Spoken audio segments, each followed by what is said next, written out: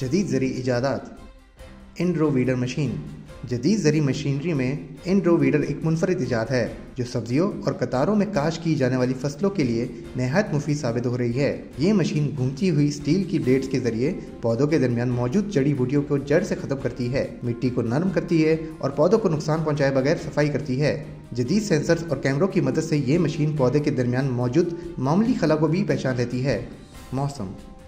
मुल्क के बेशतर इलाकों में मौसम खुश रहने का इम्कान है, जबकि पहाड़ी इलाकों में ख़ुसूसन सुबह और रात के औकात में मौसम शदीद सर्द रहने की पेशनगोई की गई है। पंजाब के मैदानी इलाकों में स्मोक छाए रहने और बाज़ मकामात पर हल्की धुंध पड़ने का इम्कान है। पाकिस्तान के दीगर शहरों में अगले हफ्ते के मुमकिन दर्जा हरारत ये रहने के इम्कानात हैं।